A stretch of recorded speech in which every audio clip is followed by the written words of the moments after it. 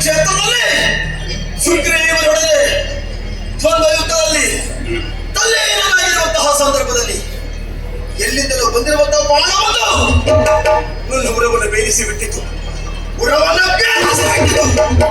ಹಾಗಾದರೆ ಸುಗ್ರೀವ ಬಾಣವನ್ನು ಅಡಗಿಸಿಟ್ಟು ಮೋಸದಿಂದ ನನ್ನೊಡನೆ ಹೋರಾಟವನ್ನು ಮಾಡಿದರೆ ಅವನಿಗಷ್ಟು ಅದಡ್ಡ ಇರುವುದಕ್ಕೆ ಸಾಧ್ಯ ಇಲ್ಲ. ಸುದೀರ್ಘವಾದ ನನ್ನ ಜೀವನದಲ್ಲಿ ಕೋಟಿ ವರ್ಷಕ್ಕೂ ಮಿಗಿಲಾಗಿ ಬದುಕಿದಂತಹ ವಾಲಿಯ ದೇಹದಲ್ಲಿ ಇದುವರೆಗೆ ಒಂದು ಸಣ್ಣ ಗಾಯ ಕೂಡ ಆಗಲಿಲ್ಲ.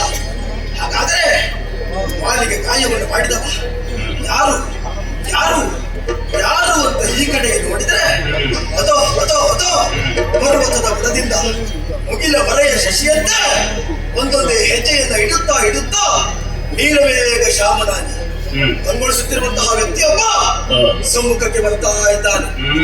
ತಾಯಿಯ ಎದೆ ಹಾಲನ್ನು ಕುಡಿದ ಮಗುವೊಂದು ತೊಟ್ಟಿಲಲ್ಲಿ ಮಲಗಿ ಹೇಗೆ ಕಿಲಕಿಲನೆ ನಗುತ್ತಾ ಇರ್ತದೋ ತದ್ರೀತಿ ಮುಖಭಾವವನ್ನು ಹೊಂದಿದಂತಹ ಪ್ರಸನ್ನತೆಯಿಂದ ಶೋಭಿಸುವಂತಹ ವ್ಯಕ್ತಿಯೊಬ್ಬ ನನ್ನ ಸಮೀಪವರ್ತಿಯಾಗಿ ಬಂದು ನಿಲ್ಲುತ್ತಾ ಇದ್ದಾನೆ.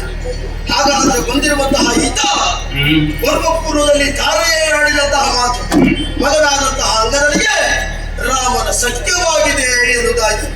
ಹಾಗಾದ್ರೆ ಬಾಣವನ್ನು ಬಿಟ್ಟವನು ಇವನೇ ಎನ್ನುವುದಕ್ಕೆ ಸಾಕ್ಷಿ ಅವನ ಧನಸ್ಸಿನ ನಾರುಗಳು ಇನ್ನೂ ಅಲುಗಾಡ್ತಾ ಇದೆ. ಹಾಗಾದ್ರೆ ಇದೇ ಬಿಲ್ಲಿನಿಂದ ಹೊರಟ